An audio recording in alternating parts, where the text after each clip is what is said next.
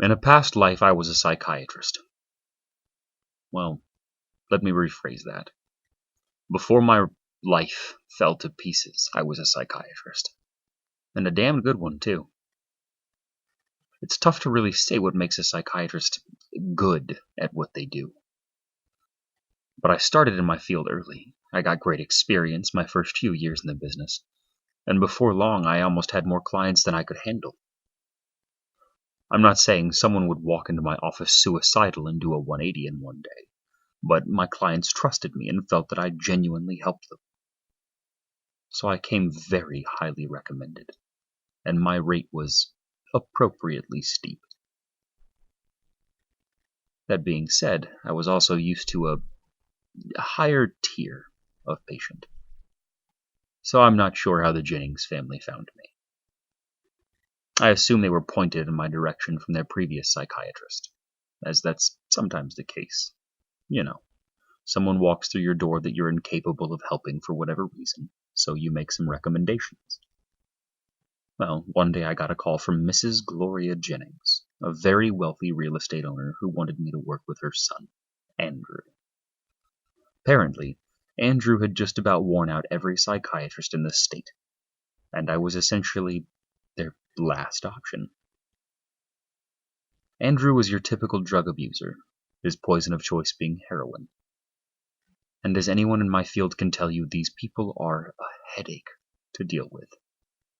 If they're not clean and scatterbrained, then they're high and not making any sense.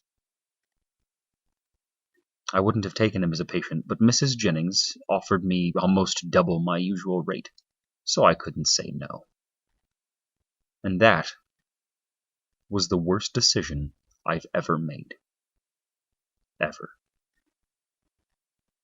I met Andrew early on a Monday morning. From experience, it's easier to catch these types before they've had a chance to use. Best case scenario, they don't even show up and you get a free hour.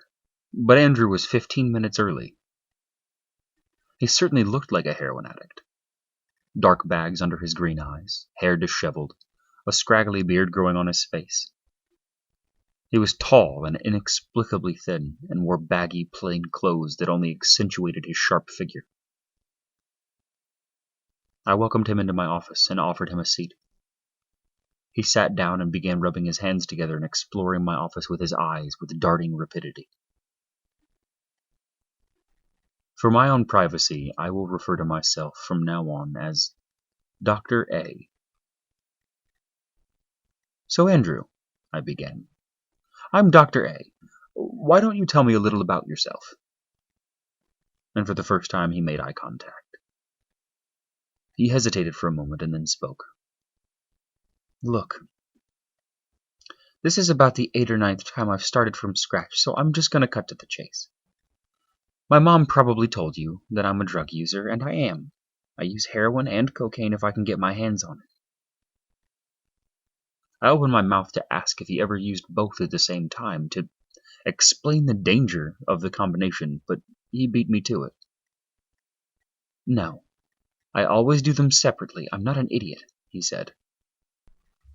I don't think you're an idiot, I lied. I've seen a lot of users in my day, trust me. Andrew hadn't stopped staring at me, and I started to shift uncomfortably in my seat. So I asked the obvious next question. Then why do you use, Andrew? Well, on the nights I don't want to go to sleep, I use the cocaine. And on the nights when I don't want to dream, I use the heroin. As he said this, he dropped his gaze to the floor, still rubbing his hands. I'm sorry, the nights you don't want to sleep, you use the cocaine? I asked, just to make sure he said it right. That's correct, Doctor, he said, still looking at the ground. And why don't you want to sleep, Andrew? Because I don't want to see Ubloo, he answered, shifting his gaze back up at me and registering my reaction to that word. I'm sorry, who's Ubloo? I asked curiously. Ubloo is a monster that I see sometimes in my dreams. Who controls them? And how does this Ubloo control your dreams, Andrew? Okay, first, I don't know if his name is actually Ubloo or if that's just what it's fucking called. But that's all that it ever says. And I know that it controls them because the shit that happens in my dreams when he's there, just no one can dream of. This was starting to get interesting, and I decided to go just a little deeper down the rabbit hole and asked the gnawing question. And what sort of things have you dreamed of, Andrew? Look, I'm not crazy. It's not like I just go on these huge benders and dream this shit up.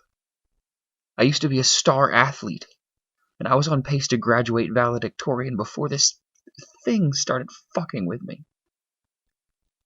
At this point, Andrew started getting visibly angry. I don't think you're crazy, I lied. Again. If I did, I'd have given up and told you to leave. I'm a psychiatrist, Andrew. I know crazy when I see it. But you need to understand that I need to know everything before I can make a diagnosis of how to help you. So I'll ask again, what sort of things have you dreamed of? I saw him visibly unwind, and I knew that I'd broken through somewhat. Terrible things, he said.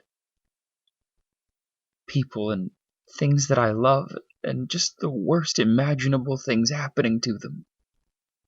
At this point, he started staring at the floor again. What sort of things, Andrew? One time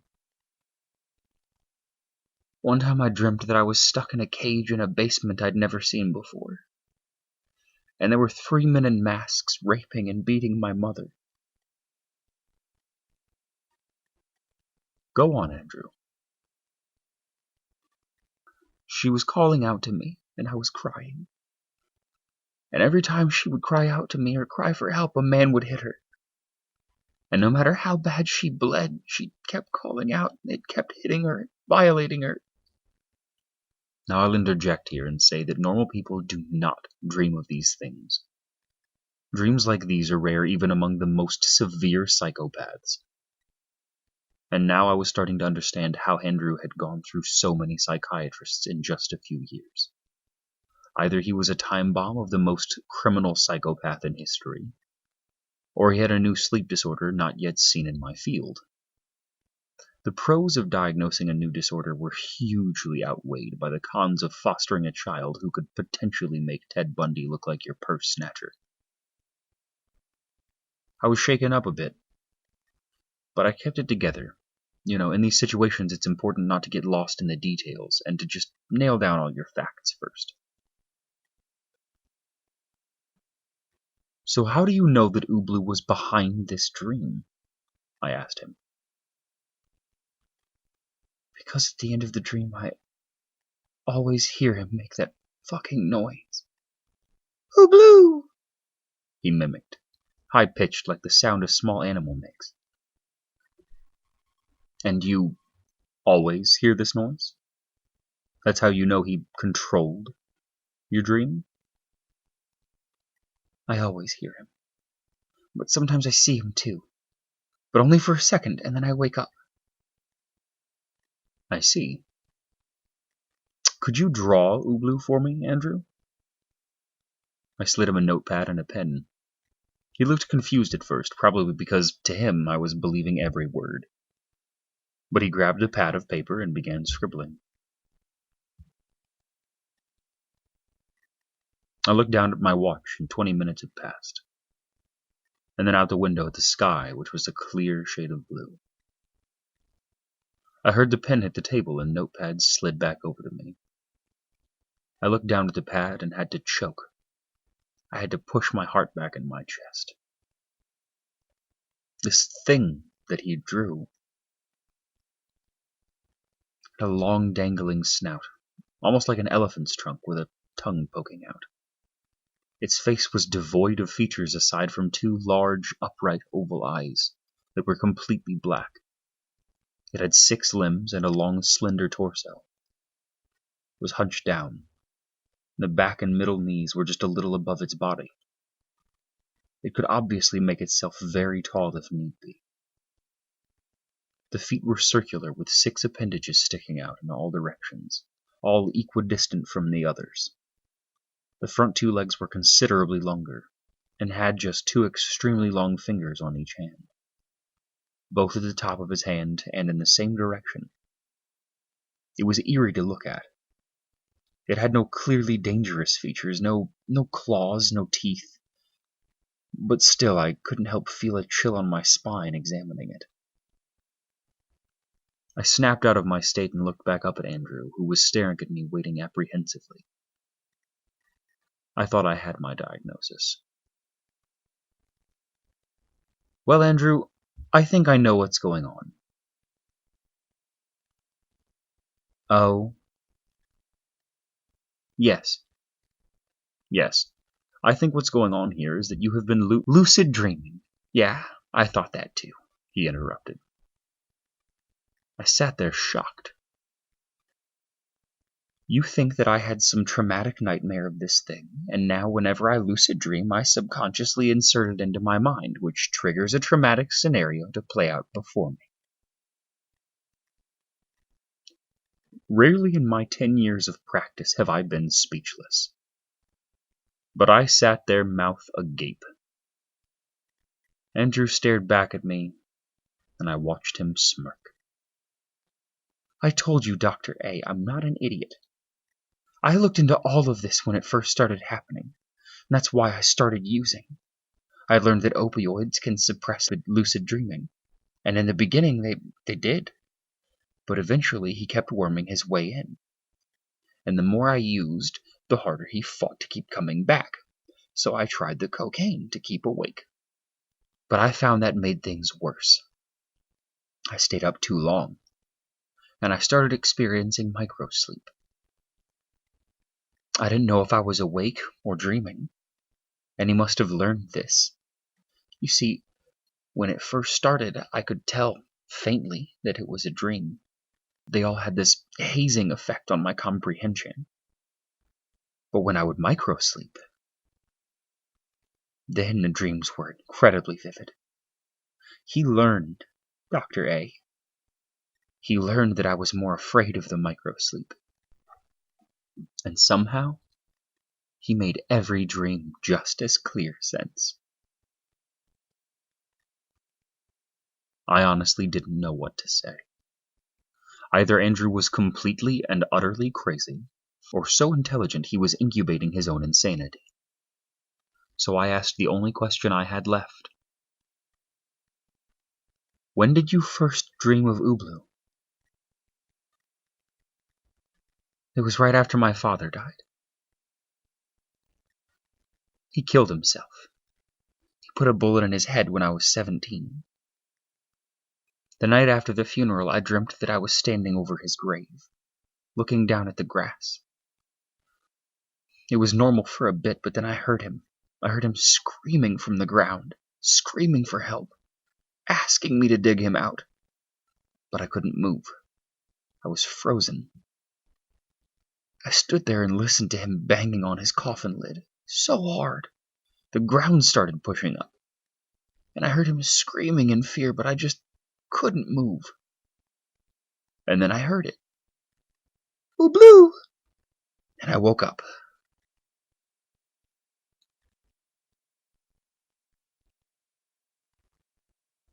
I sat there staring at Andrew for a long time. While his dismissal of lucid dreaming being a possibility is impressive, it's not uncommon for children to link a traumatic event to something imaginary, to better comprehend what's happening. I was starting to gain some traction back. When was the first time you saw Ubloo? He hesitated for half a second, but then he started talking. One time I was dreaming of my dog, Buster. I was standing behind this great big fence. And I was just a kid, so I couldn't climb it. Buster was on the other side of a busy freeway, just sitting there looking at me. And I knew, somehow I knew, he was going to try to cross it and come at me. And I knew he wouldn't make it. He ran onto the freeway and got hit by a car almost instantly. I screamed and I cried, but the car didn't stop. It just kept going. Buster was laying there broken and bleeding. I saw him try to get up, and he tried to crawl forward, and another car came and hit him again. And it kept happening. I kept watching him get hit and torn to shreds by these cars. They just never stopped. And that was the first time I saw him. I heard him right in my ear, just, Ubloo! And then I turned, and his face was an inch from mine, his huge black eyes staring into me. And then I woke up. Andrew was shaking now, and I could tell he was close to breaking down. So I had to stop pushing him. All right, Andrew, I think this is a good place to stop today. I stood up and walked over to my desk and got my prescription pad. Andrew sat there and just blinked at me. You're gonna give me something to stop it? For now, Andrew, I'm going to give you something to suppress your dreaming, until I can diagnose where these dreams have been coming from. It's important that you get a good night's sleep, help you clear your thoughts. I'm helping you to help me, you see? He blinked again. Yes, I get it. Thank you. They have drugs to suppress dreaming? Well, technically no. There's a new drug called cyproheptadine. It's used in treatment of hay fever, but one of the side effects is a suppression of dreaming. Nightmares specifically, especially those induced by post-traumatic stress disorder. I kept writing the prescription in silence, and I could feel Andrew's eyes on me. It's not from PTSD, it's from Ubloo. I know that, Andrew, I know that. I lied to him for the final time. But it'll work just as well at keeping Ubloo out of your dreams. This got to him. He was overjoyed and sprung from the couch. He kept thanking me and telling me that I was the best doctor he'd ever seen. That he finally felt like he had a fighting chance. I couldn't help but smile at this. I guess it's the reason I stuck with his practice after so long. I walked him to the door and shook his hand. He looked me straight in the eyes, smiling for the first time since I met him, and left my office. That was the last time I would see Andrew Jennings alive. A week went by, and the next Monday Andrew didn't come in. Now normally I'd breathe a sigh of relief, tell my secretary I was heading out and grab a cup of coffee down the street. But I couldn't help but wonder about Andrew. I'd thought about those dreams he'd had ever since he left. And truth be told, I was almost looking forward to getting an update from him. I left my office and told my secretary I was heading out to cancel my next appointment. In my hand I held the bill for Andrew Jennings, for our last session, which had his address on it. He was staying in an apartment building his mother owned just outside of town. It was about a 15-minute drive from my office. I managed to slip through the front door of the building as someone was leaving, and found his name on the directory. His name was just written down on paper, so I could tell he hadn't been there long. In fact, his mother probably just set him up there so that he could be closer to my office to ease the commute. He was the last unit on the first floor. I made the long, arduous walk down the hallway. I finally stopped at his door and paused for a second and just thought about what I was doing. But my curiosity got the better of me and I knocked loudly. No answer. No sound of movement at all. After I listened for a good while, I knocked again, but louder. Andrew, this is Dr. A. Can you come to the door, please? Still nothing. I tried the doorknob and surprisingly it opened. I can't tell you how long I stood there, hand on the doorknob, just thinking. Thinking about how this would look. Doctor allows himself entry into patient's apartment. Doctor potentially finds patient loaded on heroin or potentially overdosed on heroin. But possibly the new drug he prescribed to him a known user just a week ago. But what was worse was thinking about those horrible dreams he told me about. I took a deep breath and I opened the door the rest of the way. The first thing I noticed was that the shades were drawn and there was no light save for a low wattage lamp in the corner. The air was stale and musty, and laid out on a table were needles and spoons and empty baggies. I walked through the living room and saw no signs of Andrew. There was a hallway just off the wall that the couch was against. I took out my phone, turned the flashlight on, and walked down the hallway slowly, my breath short and my hands shaking. There was a door immediately to my left that was agape. Carefully I peered around the corner and shined my flashlight inside. It was the bathroom. Moderately dirty, but not the worst I'd seen. There were no signs of struggle, no vomit in the toilet, nothing that would indicate a potential overdose. I let out a minor sigh of relief and turned back into the hall. There was only one door left, straight ahead, and it was shut. All white with a silver knob. I stood there in the dark with my flashlight and looked for a light switch. These apartments were old, and the switch must have been in Andrew's room behind the door. Realizing it wasn't getting any easier, and swallowing my nerves, I began to creep forward towards the door. Every step felt like a mile. My feet clumsy and my legs heavy. By the time I reached the door, it felt like an hour had passed. I sat there and just stared into the bare white door. Then I raised my hand and lightly rapped my knuckles against the wood.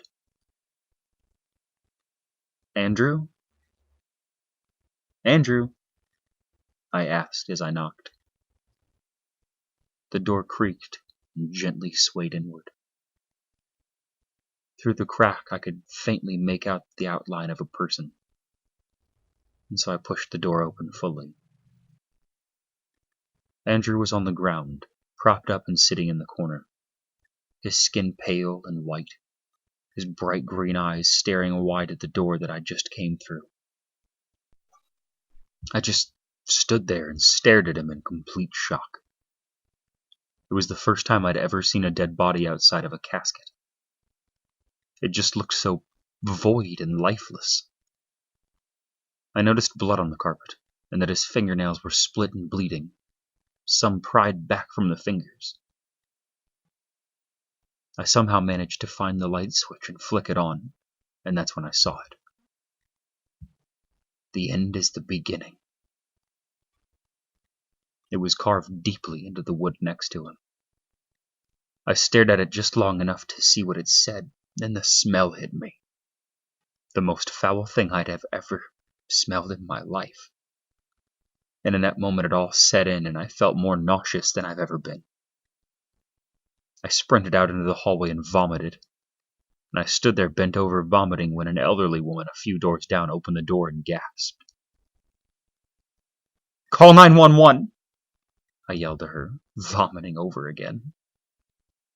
I heard her door slam shut and I tried to make my way down the hallway to the lobby, stopping every 20 feet or so to gag. When the emergency responders came, they pronounced him dead at the scene. They must have been used to this sort of thing because they didn't seem too fazed by it. I gave a statement to the police and told them that he was a patient of mine and I was just checking in on him. They didn't seem too suspicious, and they told me that if they needed anything, they would just call me. I left my business card with them and walked back to my car. And as I started to pull out, a car came screeching into the parking lot and I saw a woman get out. It was Mrs. Jennings. She was bawling and screaming and a few officers had to go and restrain her. "That's my baby! No, please, no!" she cried as she tried to fight through the policemen. I watched as much as I could bear and drove out of the parking lot. I called my secretary and told her to cancel all of my meetings for the day. I stopped at the liquor store to pick up a bottle of whiskey and drove myself home. I sat there and drank in silence for a long time. Eventually I turned the ball game on and ordered some food.